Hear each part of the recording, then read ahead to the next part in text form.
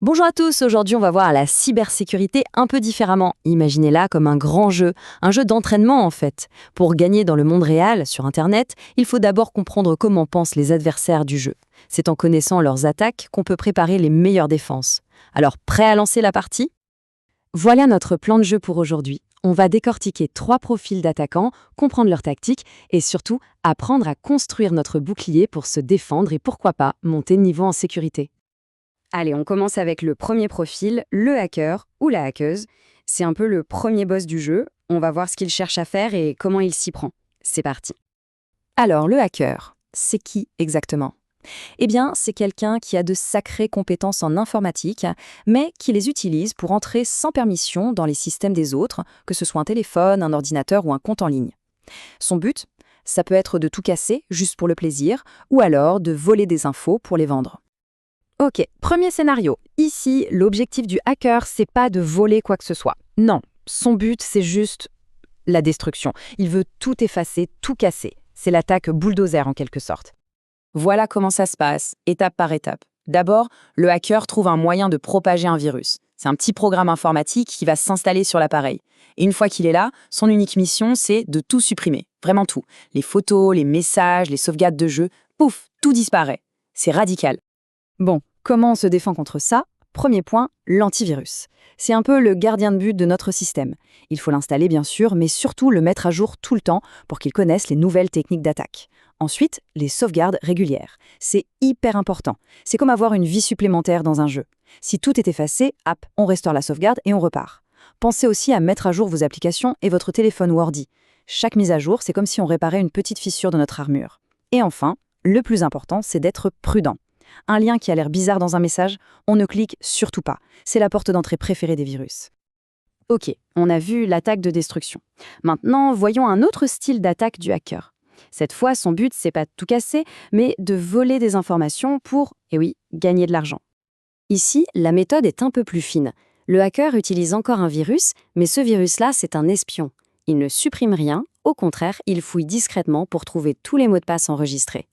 Une fois qu'il les a, le hacker peut se connecter à tous les comptes. Réseaux sociaux, mails, jeux, il récupère alors plein d'infos personnelles et les revend sur ce qu'on appelle le dark web, une sorte de marché noir sur Internet.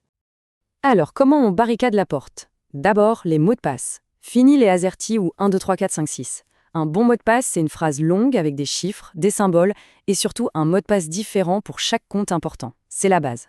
Ensuite, il faut activer l'authentification à 2 facteurs. C'est comme avoir un cadenas en plus de la clé. Même si quelqu'un vole le mot de passe, il lui faudra un code, souvent envoyé sur un téléphone, pour entrer. Pensez aussi à jeter un œil aux permissions de vos applis. Est-ce que ce jeu a vraiment besoin d'accéder à vos photos? Probablement pas. Et dernière chose, attention au Wi-Fi public. C'est pratique, mais c'est souvent pas très sécurisé. Ok, on passe au deuxième boss du jeu, le cyberprédateur ou la cyberprédatrice. Attention, ici on change complètement de stratégie. L'attaque n'est plus technique, elle est psychologique. C'est une attaque avec les mots. Alors, c'est qui ce profil? C'est quelqu'un qui utilise Internet pour manipuler les autres. Son but, c'est souvent d'obtenir quelque chose de personnel, comme des photos intimes, en utilisant la ruse, la tromperie ou même le chantage. Pour ça, il va essayer soit de mettre sa victime en confiance, soit lui faire très très peur. Premier scénario avec ce profil, le chantage. Comment ça marche? D'abord, l'attaquant fait son détective. Il va chercher toutes les infos qu'il peut trouver publiquement sur les réseaux sociaux, une photo, un commentaire, le nom d'un ami, tout est bon. Ensuite, il contacte sa victime et la menace. Il dit qu'il va révéler des secrets, vrais ou faux, si elle ne nous fait pas ce qu'il demande. Pour se protéger de ça, la meilleure défense, c'est de ne pas donner d'armes à l'attaquant. Concrètement, on passe ses profils sur les réseaux sociaux en mode privé. Comme ça, seuls les amis peuvent voir ce qu'on publie. On réfléchit aussi avant de poster. Est-ce que j'ai vraiment envie que tout le monde voit ça? Si quelqu'un de bizarre envoie un message, on ne répond pas, on bloque direct. Et la règle d'or, la plus importante de toutes, si jamais on se retrouve dans une situation de chantage, on en parle tout de suite à un adulte de confiance. Il ne faut jamais rester seul avec ça. Deuxième scénario, l'usurpation d'identité. Là, l'attaquant va essayer de voler un compte. Il envoie un message avec un lien piégé, ce qu'on appelle du phishing ou hameçonnage. Le lien mène vers une fausse page de connexion qui ressemble comme 2 gouttes d'eau à la vraie. On pense se connecter et en fait, on donne son mot de passe directement à l'attaquant. Lui, il le récupère, se connecte au vrai compte et se fait passer pour nous auprès de tous nos amis. Comment on évite de tomber dans le panneau? Il faut apprendre à reconnaître ces pièges. Un message qui dit urgent, plein de fautes d'orthographe ou avec une adresse de site web un peu bizarre, ça doit allumer une alerte rouge. Et puis, on revient aux bases. Un mot de passe bien costaud et l'authentification à 2 facteurs, ça bloque la plupart de ces attaques. Et bien sûr, règle numéro 1, un mot de passe, c'est comme une brosse à dents, ça ne se prête pas. Jamais. À personne. Et si par malheur ça arrive, on prévient tout de suite ses amis que le compte a été piraté.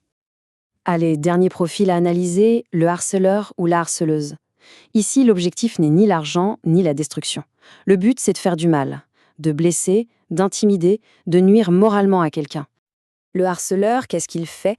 Il va utiliser les outils numériques, les messages, les commentaires, les publications, pour attaquer la même personne encore et encore. Ça peut être des insultes, des rumeurs, des menaces. Le but, c'est de faire en sorte que la personne visée se sente mal, triste et isolée. Le scénario le plus courant, c'est l'attaque directe. Le harceleur repère sa victime sur un réseau social et il commence à lui envoyer des messages privés. Des messages méchants, des insultes, des menaces. C'est une attaque directe et le problème, c'est que ça se répète sans arrêt. Face à ça, il y a une procédure à suivre. C'est super important. 1. On ne répond pas. Jamais. 2. On bloque la personne immédiatement pour couper le contact. 3. On garde des preuves. On fait des captures d'écran de tous les messages. C'est indispensable. 4. On signale le compte à la plateforme. Et 5. Le plus important, on en parle à un adulte de confiance. Toujours. Parfois, le harceleur utilise aussi le chantage. Un peu comme le cyberprédateur, il va chercher des infos sur les réseaux sociaux pour menacer sa victime. Mais le but n'est pas le même. Souvent, il ne cherche pas à obtenir des photos. Ce qu'il veut, c'est humilier la personne, la forcer à faire des choses, l'isoler des autres. C'est une question de pouvoir et de méchanceté. Et là, les défenses, on commence à les connaître, non? Ça repose sur la protection de nos informations. On vérifie bien ces paramètres de confidentialité pour contrôler qui voit quoi. Moins on laisse d'infos traîner, moins on donne de munitions à un attaquant. Face au chantage, la règle d'or, c'est ne jamais céder, ne jamais répondre, on ne négocie pas. La seule bonne stratégie, c'est de garder des preuves de tout et d'aller voir un adulte de confiance. Bon, on a vu les 3 grands profils d'attaquants et comment ils opèrent. Maintenant, on va rassembler toutes les pièces du puzzle pour construire notre bouclier numérique. Une défense solide qui marche contre presque toutes les menaces. Voilà les 5 règles d'or pour un bouclier super efficace. 1. Des mots de passe en béton armé. 2. On contrôle sa vie privée. On décide qui a le droit de voir nos infos. 3. On garde son esprit critique toujours allumé. 4. On agit. On met à jour, on bloque, on signale. Et 5. Le plus essentiel, on ne reste jamais seul. Le plus grand pouvoir, c'est d'oser en parler à un adulte de confiance quand quelque chose ne va pas. Et on termine avec une petite question pour réfléchir. Dans ce monde numérique qui bouge tout le temps, qu'est-ce qui nous protège le plus? Est-ce que c'est la technologie, comme un super antivirus, ou est-ce que c'est notre propre vigilance, notre capacité à réfléchir avant de cliquer? La vérité, c'est sûrement un peu des deux. Merci d'avoir joué le jeu avec nous aujourd'hui.